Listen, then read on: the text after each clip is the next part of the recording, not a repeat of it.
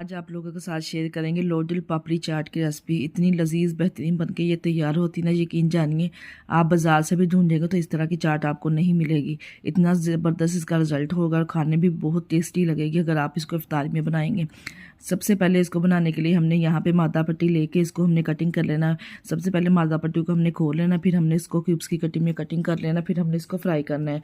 Fry करने के लिए यहाँ पे हमारे पास ऑयल गर्म करके इसको हम फ्राई कर लेंगे। गोल्डन ब्राउन कलर आने का तक हमने इसको फ्राई कर लेना है। फ्राई करने के में हमें इसको 3 से 4 मिनट लगेंगे। यहाँ पे देखिए कितना ज़बरदस्त इसको कलर आया है और कितनी ज़बरदस्त ये फ्राई हुई है। इसी तरह से तमाम जो आधा पट्टी है इसको भी हम फ्राई कर लेंगे। सेम वही प्रोसेस के साथ इसको फ्राई कर लेंगे। जितनी अफराद के हिसाब से आप बनाना चाहते हैं इतनी पट्टी आप फ्राई कर लें। यहाँ पे हमारे पास कुछ वेजिटेबल जिसमें टमाटर, प्याज और सब्ज़ प्याज हमने कटिंग की है और साथ में बॉयल किया हुआ लोबिया लिया है हमने। सबसे पहले हम पापड़ी की इस तरह से तय लगाएंगे। पापड़ी की तय लगाने के बाद अच्छे से हमने इसको किनारों से भी कवर कर लेना है। जितनी आप बनाना चाहते हैं इस हिसाब से आप ट्रे वगैरह का साइज़ बड़ा और छोटा कर सकते हैं। फिर हमने यहाँ पे प्याज की लेयर लगानी है। इस तरह से अच्छे से प्याज को स्प्रिंकल कर देंगे। जितना आप प्याज खाना पसंद करते हैं इसके हिसाब से, टेस्ट के हिसाब से आप इसे शामिल कर सकते हैं।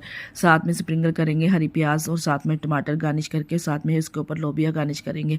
लोबिया के भी बेशुमार फ़ायदे। लोबिया को अच्छे से हमने बॉयल कर लेना है। सिंपल हमने लोबिया को नमक डाल के बॉयल कर लिया था रात भर भिगो के रखने के बाद।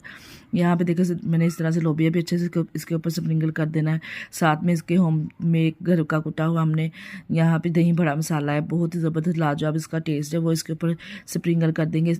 जितना आप स्पाइसी खाना पसंद करते हैं इस हिसाब से स्प्रिंकल कर लें। और साथ में मेरे पास यहाँ पे है पिज़्ज़ा सॉस। पिज़्ज़ा सॉस डालने से तो इसका टेस्ट दुबाला हो जाएगा। पेपरी सॉस और पिज़्ज़ा सॉस इसके ऊपर स्प्रिंकल करने के बाद मैंने इसके ऊपर स्प्रिंकल किए हैं ओरिगैनो और साथ में मोज़रेला और चेडर चीज़ मिक्स यहाँ पे इसके ऊपर स्प्रिंकल कर देंगे।